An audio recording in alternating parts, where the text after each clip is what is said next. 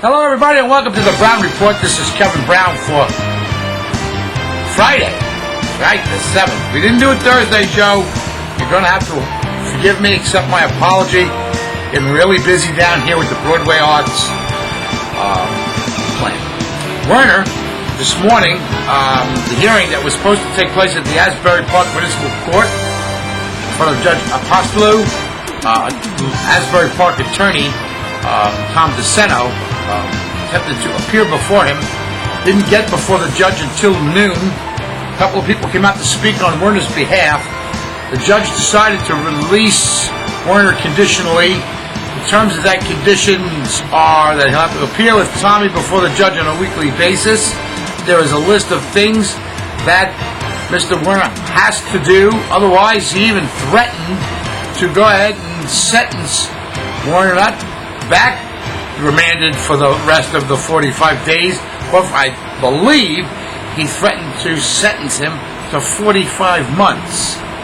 You know, I tell you, it's gotten so out of hand. But in any event, the judge in his wisdom also told the supporters of Werner to use tough love with Werner, because apparently the judge has had Werner before him for 12 years. I don't agree with it, Your Honor. God bless you. You are the judge. You're wearing those black robes. Far be it by me to tell you.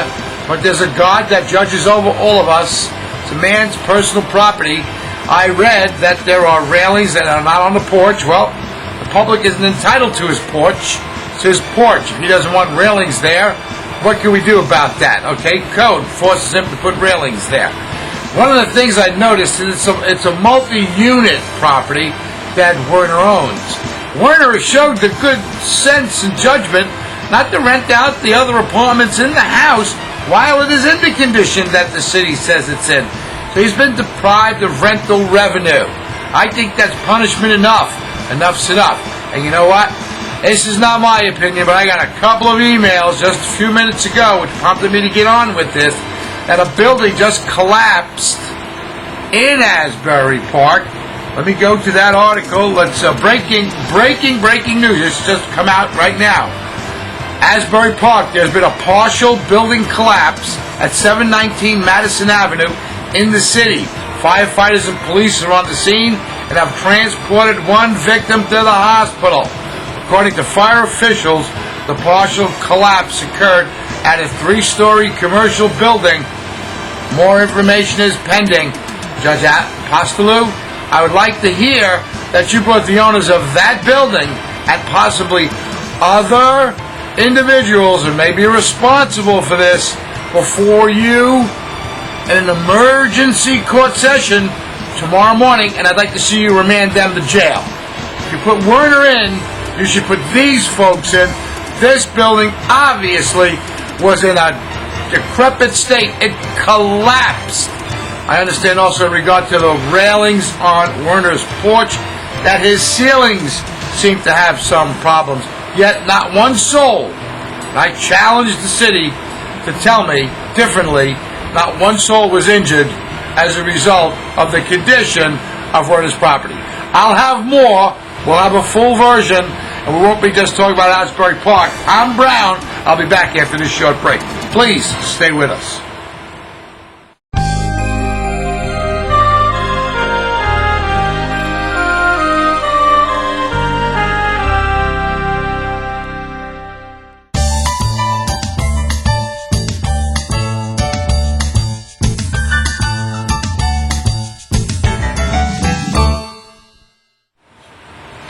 Okay, I'm back. This is segment 2.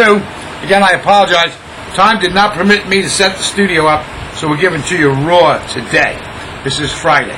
Okay, one thing we missed as a result of the news on Werner this whole week was that the governor bans dual office holding. He inked actually 3 bills, 3 ethics bills in addition to that.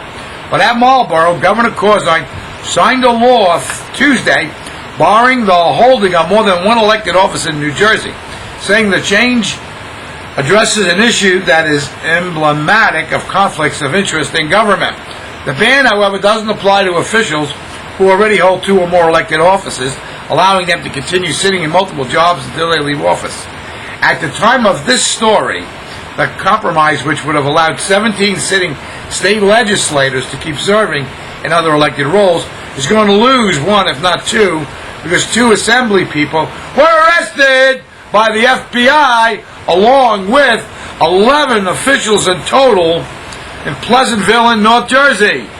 Catch that on the news. I don't have to bother you with that, but no, number changed. 12 more went down. Christopher Christie. New Jersey politics. It was politicsnj.com had a poll of who would you like to see be governor in '09. Steve Lonigan, Chris Christie, President former John Corzine, and Cody topped out that list. I had originally over 20 people.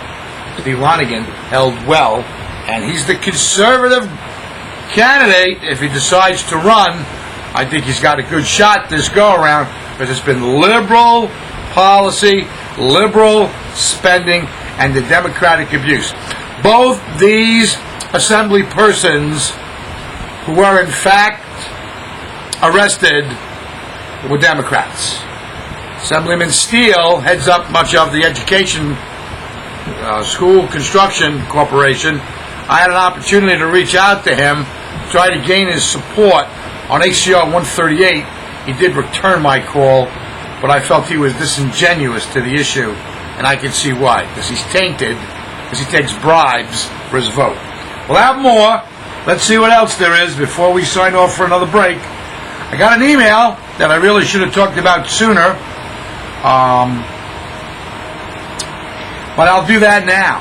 It's one of many, but this one I thought was pretty good. It had to do with Werner. Hello from a Jersey refugee. Speaking from life experiences, living in New Jersey is like being in jail, but I was saddened to find the YouTube broadcast about Baumgartner's jail time.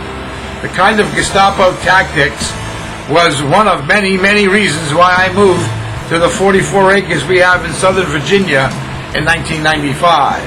I was born and raised in Lakewood. I grew disgusted by too many rules and not enough fun. The top things I miss about living in New Jersey: ethnic food is number 10, 9 liquor stores, 8 bookstores, 7 mass transit, 6 boardwalk, 5 salt water, 4 surf fishing, 3 high-speed internet, 2 gun laws, not that they don't prevent crime, and the number one thing this gentleman misses, if it is a gentleman, it's Chris Crosby sent us this, is Jersey girls to look at on the boardwalk while they are scantily clad. Chris, we have more and more Yankees from New Jersey living around here in farm country. Okay.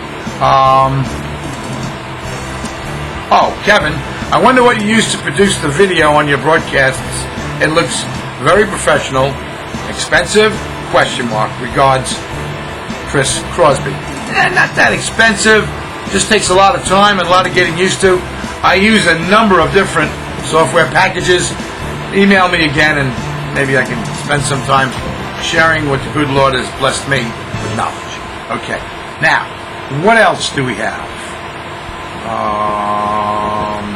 Classes begin in Newark at the actual school, the elementary school, where 3 college students were shot execution style last month. Opened on Thursday with a visit from the mayor, who helped distribute book bags filled with school supplies. I'm glad to see that sad trauma, that tragedy, and that life is continuing to go forward at this time. 22-year-old arrested. We got that the other day. Governor Bansdu office holding. We did that one. Hovinian pedals off metal on new units. And the Art Zone critics joust with the city developers here in Long Branch. And lengthy litigation looms, says foes of redevelopment. I'll have that for you right after this short break. Please don't go away.